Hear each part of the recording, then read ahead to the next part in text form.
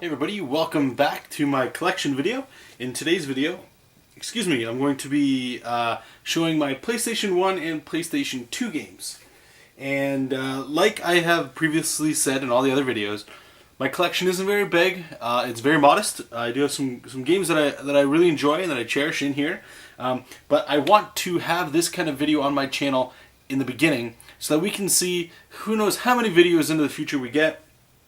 But we can see the next time around when we do this how much it's grown, how much fun we have along the way, and all that stuff. So without beating around the bush anymore, let's just jump right into the first game, which is Final Fantasy Anthology. A lot of my PlayStation 1 games I haven't played, in so long. But this one actually has Final Fantasy V and Final Fantasy VI on it. The only reason I bought this, I remember way back in the day, was Final Fantasy VI to me holds a special place in my heart. It's the first Final Fantasy that I've ever played, and usually the people I talk to, whatever the first Final Fantasy is that you play is your favorite one. And Final Fantasy VI is definitely my favorite RPG. I don't know if I could say RPG anymore. It's been so long, but it's definitely my favorite Final Fantasy, and I've never beaten it. And that's something I would like to do this year. But yeah, so I have this guy here. That's why I bought it. I noticed... And, I just noticed by flipping over that it's got Final Fantasy V in there. I should do some research to see how well this was ported over. But I remember Final Fantasy VI, it was pretty crappy on here, I believe. It was very laggy and it took a very long time to do things. So I scrapped playing it. It was kind of a little bit of a letdown. Now, if 5 plays a little bit better, that's actually pretty good. Because I don't think I've played 5. Is 5 the one with Cecil? Or is that 4? I believe that's 4. So 5, I think, was on Super Nintendo, but we never got it here, if I remember that right. So I'm more than sure I've never played it, but if it's on there, I would like to play it. The next one we got here is Final Fantasy VII. I wouldn't say this one... It's an awesome game, don't get me wrong. After Final Fantasy VI, this is actually what got my brother and I to buy a PlayStation. And I remember he actually got loaned the money when we were in high school. I don't even know why the guy loaned him the money. We used to hang out at a comics and card shop. We played Magic the Gathering, some Overpower, Mech Warrior, Lord of the Rings, Annie Mayhem, if anybody remembers that, Annie Mayhem. And we'd always look through the PSM magazine. And it was, it was so cool seeing the screenshots for this. And anyway, we got it, and wow. Beat the living hell out of this game. It's still up there as one of my favorite Final Fantasies of all time. Again, because of the time that I played it, the characters are really cool. In hindsight, it's kind of an empty RPG to me. I know there's a lot of other things that they've added and stuff storyline-wise, but Cloud I never really got into. That badass, don't talk to me, stale look on his face all the time. There's nothing there that makes me interested in him as a hero. Sephiroth, however... like most good villains, has an actual story to him. There's a reason why he's doing the things outside of just wanting to destroy the world. But yeah, great game. I'm sure most of you have played it. Next one we've got here is Final Fantasy VIII. I've got some mixed things about this. Never finished this one. Never finished this. Never finished. I can't speak. See, I can't finish games and I can't finish sentences either. But most games I apparently don't finish, and that's something I would like to definitely fix. But this one was weird. All of a sudden the characters in this started turning into like real looking people. And it was just, I don't know, the intro was really awesome to this game. It had some cool things with the Junction system. I want to go back and play this at one point. I recently just picked this up for, I think it was $11. I want it in my collection. I want like all the Final Fantasies in my collection. There is no Final Fantasy IX after this. I am missing that. I am looking for it, but I don't know when I'll go back to play this. I know that I want to, but just thinking about it, there's no passion or energy for me to actually go in here and dig around. But I actually do know of some people that this is their favorite Final Fantasy. Man, all these Fs and the stuttering this is getting brutal. Okay, this one here, let me just fix the case because apparently it broke. There we go. The Legend of Dragoon. My brother played this, and he loved it. Apparently it's an amazing game. I remember bits and pieces from it. I need to go back and play it, but I've heard really good things. It's one of those RPGs I think a lot of people missed. But it's something I'm interested in playing. And actually, who made it? Who made this? by default it's like a role-playing game, so I want to say it was Square at the time, but it's only got the Sony logo on there, so maybe it was a Sony game. Probably was, but yeah. Next one here, this is interesting. This game here, the Lunar Silver Star Story Complete, and it's this really cool box, and I've had this since I was in I think grade 9 or grade 10 in high school, and this had a special place in my heart because it was the first video game that I ever had that was complete. It had this really sick. It's heavy, guys. So you've got the old Blockbuster video on there. 1999 is when this was purchased, if you can see there. But there's no price on it, which I was interested. I wanted to see what the price was. But this was given to me as a birthday present from the girlfriend I had at the time.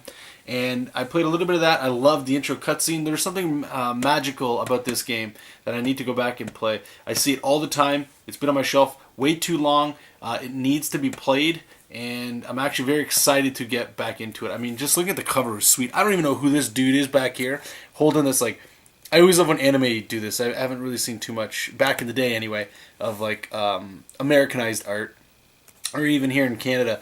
But they always have like this black energy. Man, so cool. Who has black energy? Bad dudes have that. Now this one was here, actually I got last year, Mega Man 6, but it's the Japanese version, I believe, for PlayStation 1.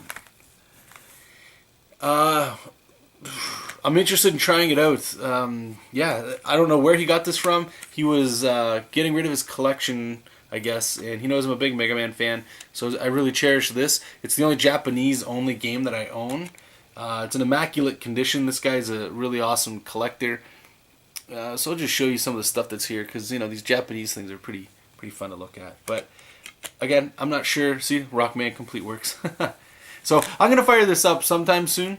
I'm on a Mega Man kick right now. I'm jonesing to play some Mega Man. But, yeah, not much to say about that. And then the last one we'll wrap it up with here. This will actually tie into some of the PS2 games, is Metal Gear Solid. I bought the collection for PlayStation 2 when it came out. And it's got Metal Gear 1, or Metal Gear Solid, Metal Gear Solid 2, Metal Gear Solid 3. I'm a huge Metal Gear Solid fan. I never played this one when it came out. I still haven't played the Nintendo ones. For me, the series starts right here. But the second one I played, I skipped that one too. And I've actually skipped the third one. Metal Gear Solid 4. I know briefly the stories, and I watched my brother play the second one. And as I would watch him play, there were certain things. It wasn't necessarily the boss fights or anything, but the story. I'm a huge guy that loves, like, conspiracy theories and government and World War II kind of stuff. This is phenomenal. Since then, I've gone back to play Metal Gear Solid, and Metal Gear Solid is, man, awesome, amazing game. 2, we'll get in there as we talk about them, but even Metal Gear Solid 4, I really enjoyed. And it's a shame to see the Metal Gear Solid Ground Zeroes, I think it is. I've been watching a few of you guys' videos on that, and you can just, that's a shame. But that wraps up PlayStation 1. Let's see if we can quickly go through PlayStation 2.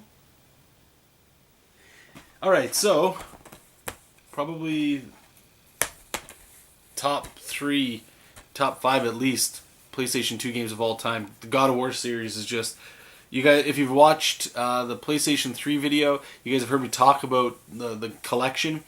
This blew my friggin' mind. I forget how I even heard about this game. It may have just been like a fluke that I picked it up at the store. My God, awesome, amazing game. And I know there's some people that don't really care about it. That's fine. To me, immaculate game. Now, when God of War 2 came out, I was beyond ecstatic. I still think 2 is a much better game, story, everything than 1. It's one of those rare titles, in my opinion, that comes out that it's better than the original. But, yeah, I mean, if it wasn't for Final Fantasy making me pick up a PlayStation 2, I may have missed this stuff. So, God of War was really, really, really integral in that. Now, next we've got Grand Theft Auto San Andreas and Grand Theft Auto Vice City. 2 amazing games. This one I think is my favorite Grand Theft Auto that I've ever played. I used to play the old PC ones where you get the Garanga and stuff when you drive over, like, I think it was 8 or 10 monks. That was pretty fun. But Vice City, I love everything 80s. This is just awesome. I've kind of fallen out of the series now. Grand Theft Auto is kind of getting a little tired with me, but I know a lot of people, it's one of their favorite franchises. Next here, I actually just picked this up maybe within a year. Ico, Shadow of the Colossus is definitely up there as one of my top 5. Shadow of the Colossus we'll get into, but Ico I'm interested in playing because it comes before Shadow of the Colossus, and I've heard some people talk about it being in the same storyline vaguely, but if it's made by the same cats that made that, I definitely need to play this. I've heard so many good things about it. I'm really looking forward into that. This one here, Katamari Damacy, I believe it's called. I'd seen a friend of mine playing it at the time, and I thought it was so interesting that I wanted to play it. I actually never played it more than I think a couple hours after I bought it and brought it home. And I don't know if I'll ever go back to play this. It's such a quirky game that maybe I can just throw it in just to see what happens, see if it grabs my attention, but this isn't even on my radar to check out. A lot of people do say it's a fun game, though. Now here's a franchise here that I don't know, for me, what happened. But Kingdom Hearts. This is the first one. I loved the first one to death. I remember talking about it so much. It was an amazing game. I started playing the second one, and I was one of those people that didn't make it past the intro.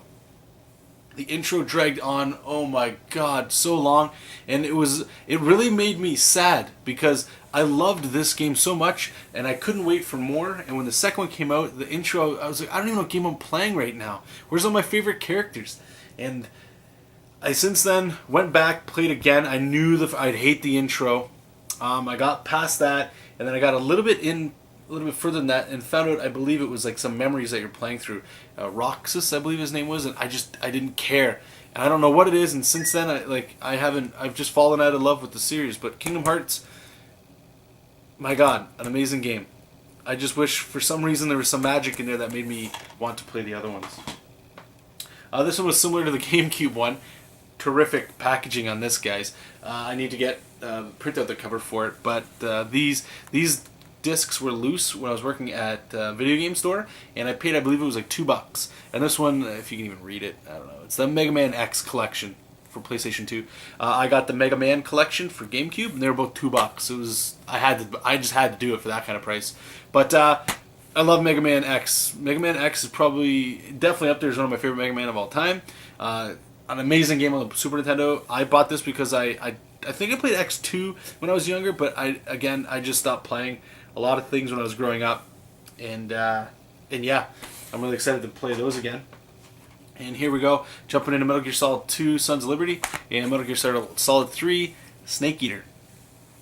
I want to just reiterate how awesome this series is, and I started a little bit backwards. I followed the storyline roughly. 3, my brother passed, and I passed as well. But when I played Metal Gear Solid 4, I completed it. I loved it. I went back to play Metal Gear Solid 1. Enjoyed the hell out of it. Since then, I haven't played this. I want to go back and play this because I feel like I've missed it. And a lot of people talk about Metal Gear Solid 3 as one of their favorite Metal Gears. But the intro is really cool. I did definitely play the intro.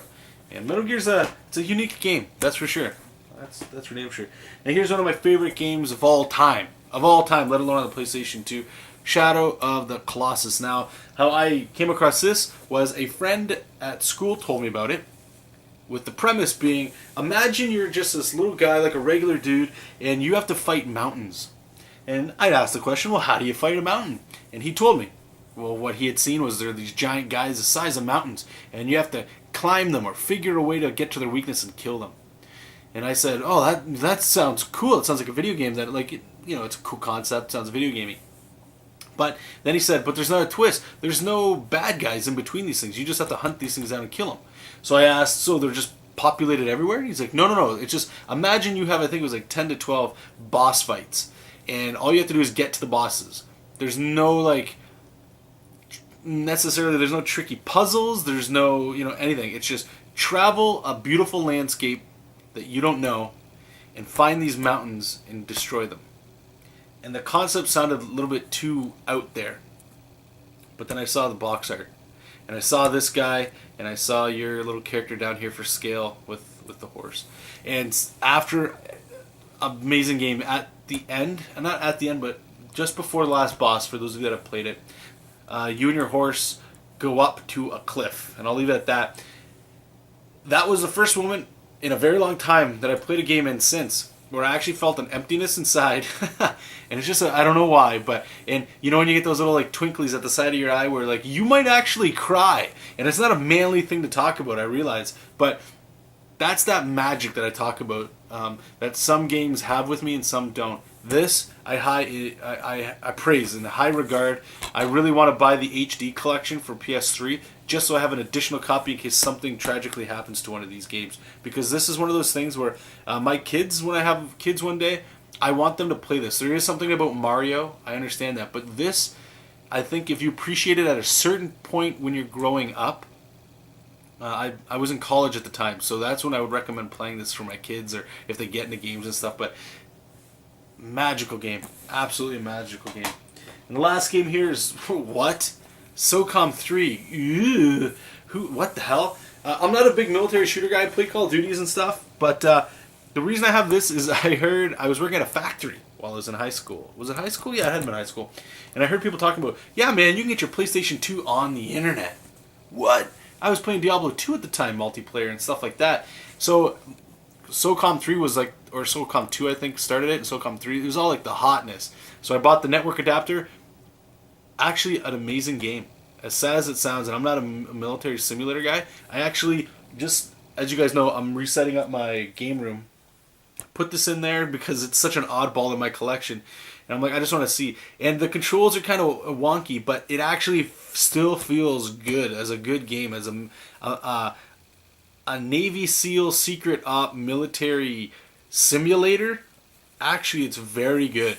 I don't know if I'd recommend anybody buying it now, you know, because it's PlayStation 2, SOCOM, you can get these everywhere, but I don't know.